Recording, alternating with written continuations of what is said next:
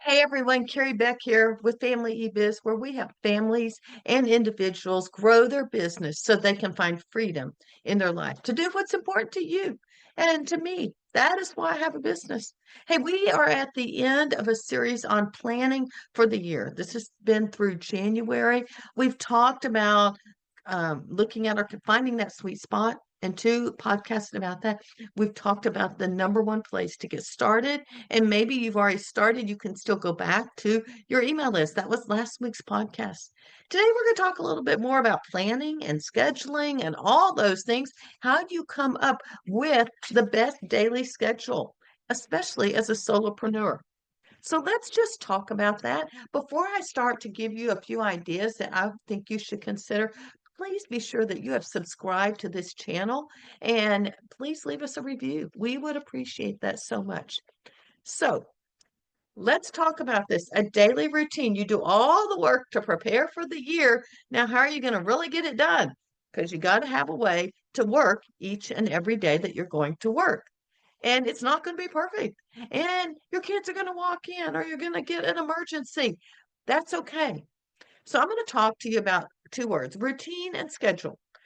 A routine is how you plan to go through each day. A schedule is, we're going to do this at 8, 9, 10, 11, 12. Personally, I think we all do better with the routine. And so it may be in the morning times, I'm going to, well, let's say you're a homeschooler. Maybe you aren't, but let's just say that. In the mornings, you're going to do all your homeschooling. In the afternoons, you're going to do your work. In the evenings, you're going to spend time as a family. That is a routine. Let's say you have a full-time job and this is a side hustle. You've got to work 8 to 5, but you're going to come home, take care of your family, and around 8 or 9 o'clock at night, then you're going to work. Or maybe you're a morning person and you're going to get up at 4 or 5 in the morning and work for 2 hours every morning before your kids get up and you send them off to school or do whatever it is you do during the day while you are working that full-time job. That is a routine. The schedule is pinpointing and you will get burned out and overwhelmed with the schedule. So let's talk about a routine. The number one thing you want to do is build a routine that is set up for consistency.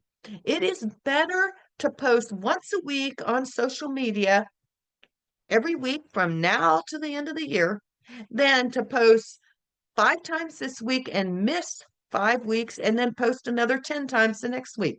People forget who you are. Consistency is key. Let me say that again. Consistency is key. That is with your weekly content. It is better to give, let's say, a podcast. It is better to give a 5-minute podcast every week from now to the end of the year than to do a 30-minute podcast today and then wait 3 months and do another 30-minute podcast. People have forgotten who you are. You've got to decide how often you're going to post, but it's whatever you choose, be sure that you can be consistent as well.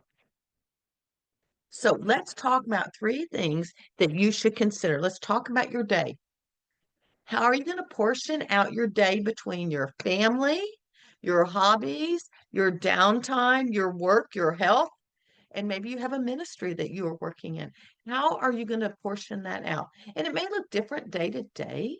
On Saturdays, my day looks a lot different than Monday through Friday. Sundays do differently because I go to church on Sunday morning.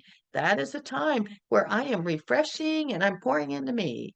And that is that self-care to take care of me because whatever that happens, that provides me what I need for the rest of the week. And my life group as well, my small life group from church. So, how are you going to do it?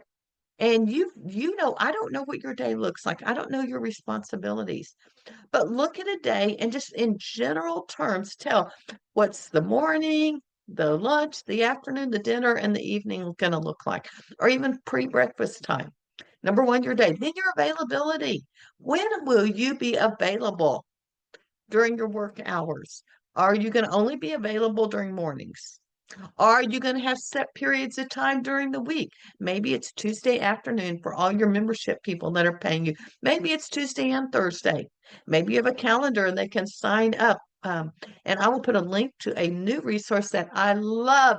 My favorite new calendar. It's called Tiny Cal. It cost me $29 one-time fee. It takes care of all my calendars, and I don't have to be bouncing around in different calendars like I did with Calendly.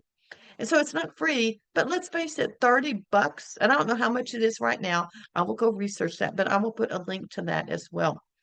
Are you available to your course participants, your students, or your subscribers? I don't know, but you need to find out, when am I available? When am I available if my kids are home and you're homeschooling? I personally, during the afternoon, that's when I worked. Now, at the time, my kids could still interrupt me. They were in high school and junior high, so they understood it. It wasn't like they were running in every 2 minutes like a 2-year-old. But you've got to figure out how often you will be available and put those boundaries into place. Next, how will people be able to contact you? By phone, email, DM through Facebook or Instagram? I tell people, if you want to comment and you want me to see it in Facebook or Instagram, you better tag me because I will not see it. If you just reply to some post that I put in, you must tag me. I see those tags. I will respond. So you need to tell people. And I do send out emails. Hey, hit reply and let me know about whatever the topic is. Will you be available for other events, one-on-one clients, online group clients, or maybe small group coaching? I don't know. You need to decide your day and your availability last. What's your working schedule going to be like? How many hours a week are you going to work? Are you going to work 20, 30, 40, 60? I don't know. I certainly don't want to work 60 because I want the freedom to do the other things. When will your workday start? How much time are you available? For me, I'll just tell you, I wake up, I do not use an alarm. I wake up when I wake up. My goal is 5 or 5:30. I wake up. Don't always get out of bed. I've been really bad during December, but that is my goal, to get up around 5:30 or 6. I'm pretty much up by 6. That's just where I am. You may not be there. And then I have a quiet time. That's my prayer time. That's my journaling time. That's my Bible reading time. And that's usually at least an hour or so. I don't, it depends on when I wake up, when that ends. And then I go for a walk, and it's my prayer walk. And so I do go for a walk that takes care of some of my health, that takes care of some of feeding myself, talking to God. Y'all know I'm a person of faith. That sets me right for the rest of the day. And then whenever that time is up, that is when I start working. Now, I may take breaks. I may have appointments that I need to take care of, but that is when my day starts. It may be at home or it may be at a coffee shop. How will you plan your workday? And it's not going to look like mine. You got to figure out what works for you as well. So you need to look at that and see. Did you notice I included self-care time? I made sure that I knew I was taking care of myself so that I can pour into everyone else. Put the mask on before you go help your child. And then the last thing I want to talk to you about is balance. You need to plan your business as thoroughly as possible, including your goals, your milestones, your deadlines, your targets, and then have some fluidity that will lead to balance. The best business plans have some concreteness. They are concrete, but they have some flexibility. I was talking to my son today. I'm recording this on his birthday, and he was asking me about business. I said, well, you know what? I got my whole year planned for 2025, but I've already made some changes for what I planned in November. That's great. That's flexibility. That's fluidity. But I have something I can fall back on every single month in 2025. Do you? I talked about that at the beginning of the year. You have got to, I think it was beforehand, maybe in December, you've got to plan. Otherwise, you are flying by the seat of your pants. That's me. That's what I used to be. Not anymore.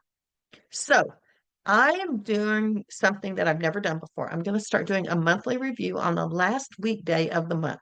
And I'm just going to read some of the questions that I am going to approach. And I will let you know as the year goes by how it's going. But I think these are important questions that you might consider every month. That will help you plan for the next month and see what kind of changes you might need to make. Are you finding that you're able to complete your tasks, or have you planned too much? Are you able to manage your business well? Is the foundation that you set it on, those first 2 episodes in January, are they working or do they need to be changed? Do you need to change that sweet spot if they're not working? What do you still need to work on?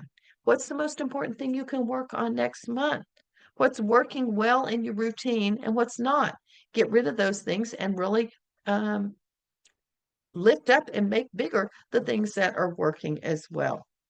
So what's not working the way it's supposed to, and what do you need to lose or add? So when you make a habit of performing, tracking, and re-looking and evaluating what you've been doing, your business can grow. Otherwise, you're flying by the seat of your pants. Yeah, I know, because that's where I've been. Yes, I would still make money, and yes, I was still making full-time income. But it is better to make it on actual knowledge, on tracking stats. I always say that with marketing, but it's also true in your day-to-day business. So put it on the calendar, last day of the month, evaluate what happened the month before and prepare for the month ahead. Hey, thanks so much for spending time with me. I am Carrie Beck with Family eBiz. We'll talk to you next time.